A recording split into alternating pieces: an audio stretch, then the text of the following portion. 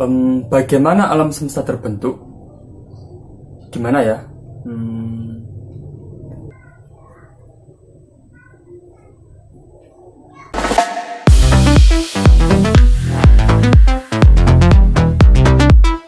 Oke, halo semuanya. Kali ini kita akan membahas tentang pembentukan alam semesta. Bagaimana alam semesta kita atau jagat raya itu terbentuk? Apakah langsung sekali jadi, atau ada prosesnya, atau bagaimana? Bagaimana itu galaksi, bagaimana itu bintang, dan sebagainya.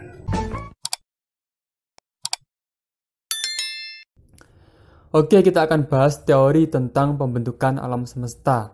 Nah, di sini kita akan bahas 3 teori pembentukan alam semesta. Pertama adalah teori mengembang dan memampat atau oscillation theory. Yang kedua ada teori keadaan tetap atau steady state theory. Dan yang ketiga ada teori ledakan besar atau the Big Bang theory. Nah, sebenarnya ada banyak lagi teori tentang pembentukan alam semesta, tapi kali ini kita cuma membahas 3 teori tadi. Oke, kita awali dari yang pertama, yaitu teori mengembang dan memampat atau oscillation theory. Dalam teori ini dijelaskan bahwa jagat raya awalnya terbentuk karena adanya suatu siklus materi yang diawali dengan massa yang mengembang. Nah, pengembangan tadi disebabkan oleh reaksi inti hidrogen. Nah, sehingga apa? Yang terjadi setelah itu adalah terbentuk galaksi-galaksi yang diperkirakan sudah berlangsung selama 30 miliar tahun. Nah, cukup lama sekali ya. Nah, lalu galaksi-galaksi tersebut lama-kelamaan akan meredup, kemudian memampat yang didahului dengan keluarnya pancaran panas. Nah, teori mengembang dan memampat ini biasanya juga disebut dengan teori ekspansi dan kontraksi. Kondisi galaksi yang mengembang dan memampat itu berlangsung secara terus-menerus. Nah, itulah bagaimana kurang lebih terbentuknya galaksi-galaksi yang mengisi atau menjadi bagian dari alam semesta kita.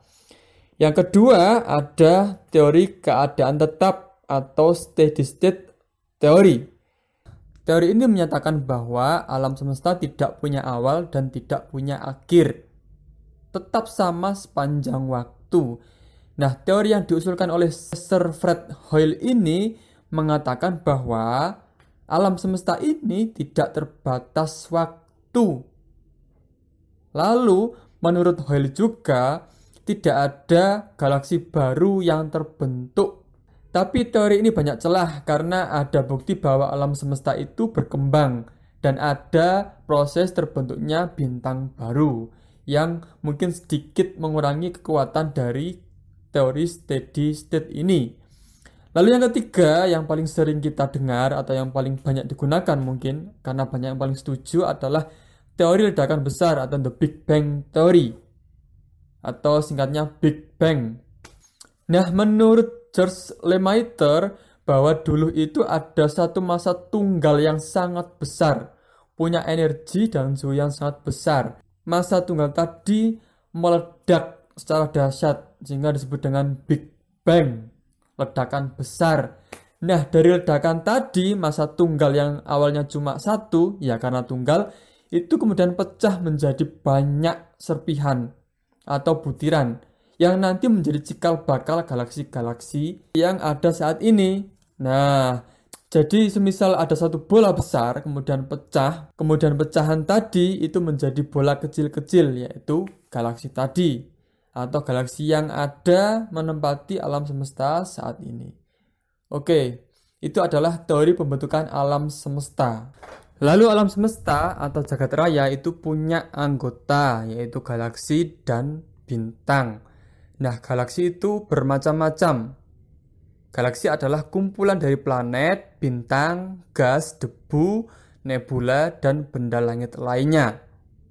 Oke, ada beberapa jenis galaksi, yaitu seperti galaksi spiral, kemudian spiral berbatang, galaksi elips, dan galaksi tak beraturan. Lalu bintang sendiri adalah benda langit yang memancarkan cahaya dan panas sendiri. Ada bintang semu, lalu ada bintang nyata. Nah, bintang sendiri itu punya sistem. Biasanya dia terdiri dari satu atau beberapa bintang. Dan biasanya punya sistem keplanetan. Contohnya adalah tata surya kita yang ada satu bintang dan punya beberapa planet. Oke, itu penjelasan terkait dengan pembentukan alam semesta dan anggota dari alam semesta atau jagat raya.